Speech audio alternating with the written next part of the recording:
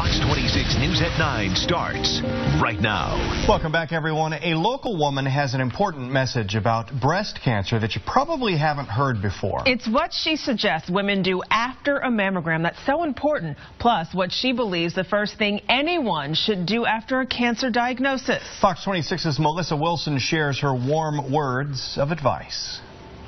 Joyce Laws is quite the cancer fighter. Her journey began in 1995. It was freaky, and I thought, it can't be that because it's painful. And I've heard that it wasn't painful. Joyce believes one of the reasons she's alive today is because of her self-breast exam almost 20 years ago. I did catch it early, fortunately. Well, it was scary. She was rushed to surgery for a lumpectomy, plus chemotherapy and radiation.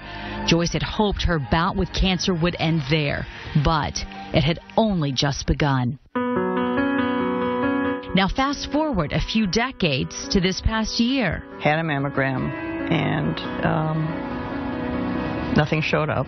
Mammogram, I've got the letter, the mammogram was clear. A lot of women consider a mammogram to be a clean bill of health. Most of the time it is. Joyce is such an advocate for her own health. She continued self-breast exams, even immediately after her mammogram. Her doctor was shocked at what she found. 3 days later, I found a lump. Went back down to him, and while he was examining me, he said that lump wasn't there before. I said, I know. He said, well, I think it's a cyst, but we'll check it out. So I had an ultrasound. The doctor in there said, no, it's not a cyst, it's a tumor. I was expecting, I guess, to just have a lumpectomy again and maybe some follow-up. They said, no, this was very aggressive.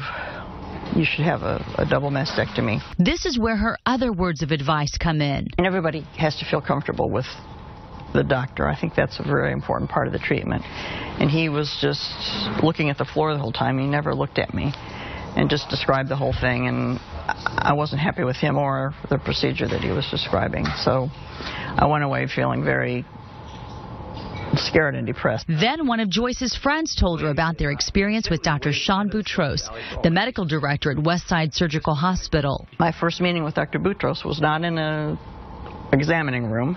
It was in his office, and my husband and I were sitting there, very scared, and he said, well, tell me about yourself. And I started talking about my lump and all this stuff, and he said, no, I don't want to hear about your cancer. I want to hear about you. Tell me what your life is like, what you like to do, what interests you. And that really relaxed me and made me feel like I was being treated like a person and not another number or another person on the operating table. And from then on, I just felt like I was in good hands. Joyce shares her positive experience through organizations like the Susan G. Komen Race for the Cure. She believes fighting cancer has been as easy as they can be because she feels so comfortable with and confident in her doctor. Compassion seems to come naturally for Dr. Boutros. He has traveled around the world helping others through his mission trips. I'd like to say that a large part of what I do is about me and my faith and the way I approach life. And I don't look at treating someone with breast cancer as an opportunity to treat a patient with the disease. I try to look at that as an opportunity to love someone who's hurting. And that's paramount for anyone that I try to take care of. Dr. Boutros counseled Joyce about genetic testing upon her second cancer diagnosis. She tested positive for the BRCA gene, which means she was at high risk of a recurrence, and it put her daughter at a 75% risk of breast and ovarian cancer.